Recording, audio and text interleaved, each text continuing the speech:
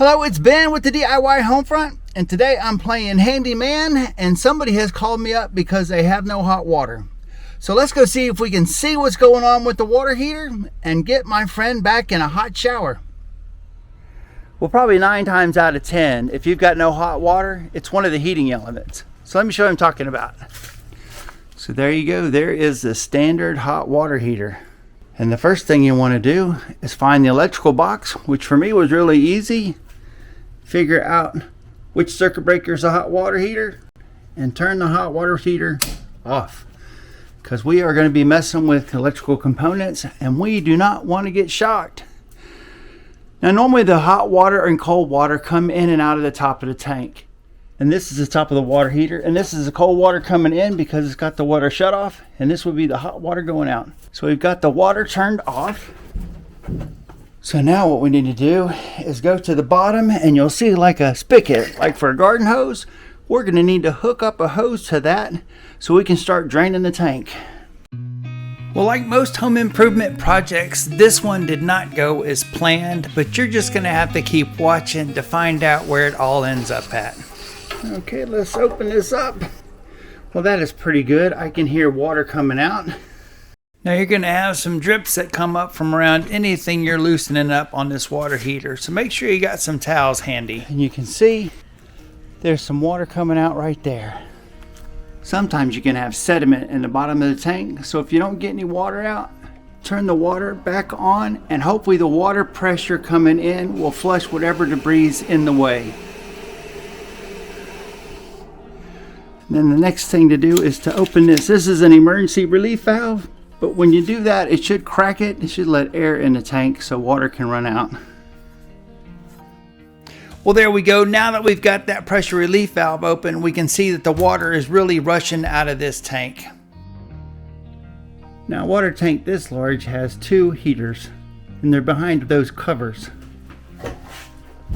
The water level is going to be dropping, so let's start with the top one first and see what's up. You'll probably have some styrofoam or fiberglass when you remove this cover. That's an insulator for the water heater. You're going to pull that off to the side and put it out of the way. There's also this plastic shield that's going to cover up all the electrical components. Well, the top one's the power in, and then one goes to the lower water heater, one goes to the upper water heater, and then this is the element. And like I said, that's the reason why you want to turn the power off, because you don't want to get shocked. We'll start by disconnecting the 2 power leads. Now the only specialized tool you're going to need is for this.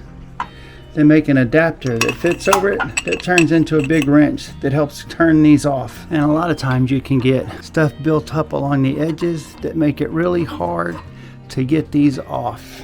Now this is a specialized tool, but you should be able to find this at your hardware store in the same section that has all the other hot water heater supplies, like the heater elements. And I'm not sure why this heater element's coming out this easy, but most of the time you really have to fight with these things to get them loosened up. Can you hear that air getting sucked in? That means the water is not below this. So let that sucking sound disappear before you do anything else. Otherwise, if you took that heater element out right now, you just have water pouring out of the water heater.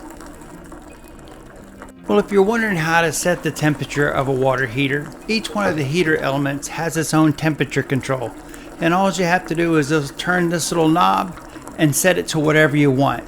Currently, it looks like this one is set for 125 degrees. If you have a large capacity water heater, it can take quite a while for these to drain.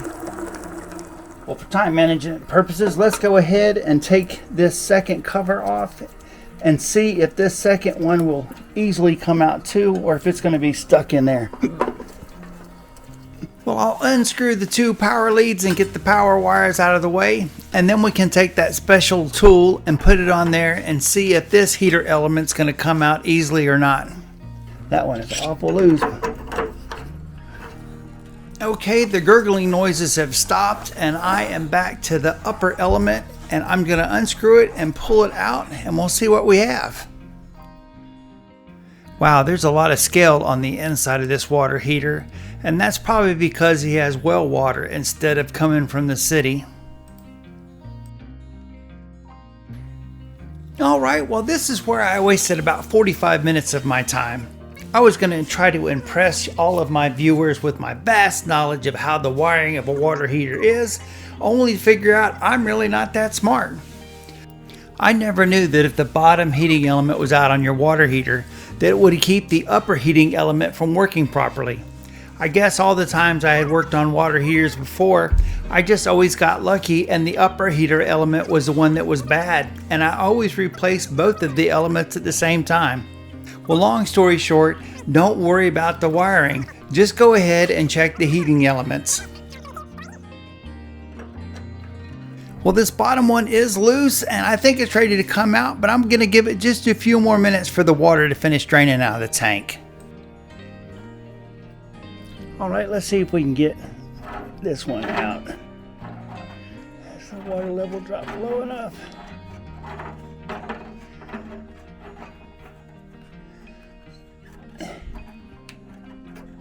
Alright, I'm not sure exactly what it's hanging up on, but it's hanging up on something. Let me see if I can't pry this out. Alright, you want to see what a bad heating element looks like? That's a bad heating element. Man, is that bad. Now these heating elements really need to be surrounded by water to work properly. If not, they will burn up and go bad just by themselves. And there is so much scale built up on the inside of this water heater. I don't know how long another heating element will last once I put it in, but my job was to get the hot water heater working and do it on the cheap. So we're going to replace the element and just see how long it lasts. So basically from the bottom to here is full of scale and junk. So the heating element's not really in water, it's in scale, which is just like that junky stuff.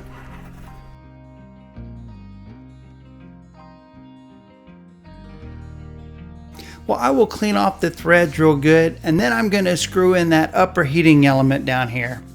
There's one thing I didn't mention. There's a rubber gasket that goes around the heating element, and you need to make sure that rubber gasket's in good shape before you put it right back in. Otherwise, you're going to have a water leak. Okay, here's that. When it's time to connect the wires to the heating element, it doesn't make a difference which lead you put them to. Just make sure they're secure and tightened well. There we go. Well, I'm going to go ahead and put on this outer cover to cover up those hot wires. But unfortunately, I had put the yellow insulation someplace where water had got on it. So it's wet, and I'm not going to put that wet insulation on top of those hot wires. To be honest, the water heater probably needs to be replaced or serviced soon, so I don't think it's going to make a big difference in the long haul. Alright, the good heater element is in the bottom. I put a heater element in the top just to seal the water heater up. And right now I've got the water on with the hose running outside, hoping I can wash some of that scale out of the water heater. Well, I'm going to go run off and get another element, and we'll put that element in and see if that fixes it. Well, I am back. I have turned the water off and let it drain low enough so that I can get this element out, and we'll put the new heater element in. Well, I brought this water heater element from my home, and it's a very high watt element, which means it's going to get the water hot. And here you can see this is a new one we purchased, and it was only $20. And here you can see that rubber gasket I was talking about. You need to make sure that's in good shape and not out of place when you insert these heater elements into the water heater.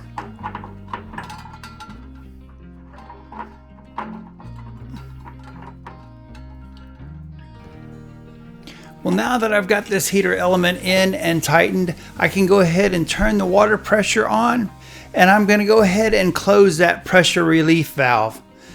Now I'll wait a few minutes while the water heater fills up and make sure that there's no leaks before I put this final cover on. Now, if you're not sure if the water heater is full of water, all you have to do is go to that pressure relief valve, and if you open and shut it, you should be able to hear the water rushing out. Alright, I'll turn the circuit breaker back on and give it a few minutes for the water to get hot. And after I check the water to make sure it's hot, Then I'll come back and check to make sure that we're not leaking any water from around these heater elements one last time.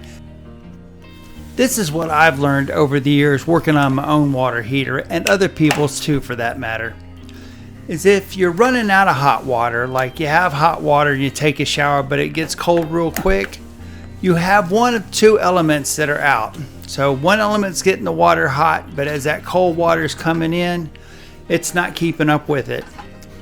And if you don't have any hot water at all, both your elements are bad. I've never had anything else go wrong with a water heater other than just the elements. This one is full of stuff on the inside, and eventually probably will have to be replaced because they're extremely difficult to try to clean out. But there's really not much to water heaters other than just replacing those heater elements. Well, there we go. We got a problem fixed. I learned something new today. I really didn't know that that bottom element, when it was burned out, would keep both of them from coming on. But do something, learn something. Thanks for watching. Like, subscribe, check out my playlist, and I'll see you in the next video.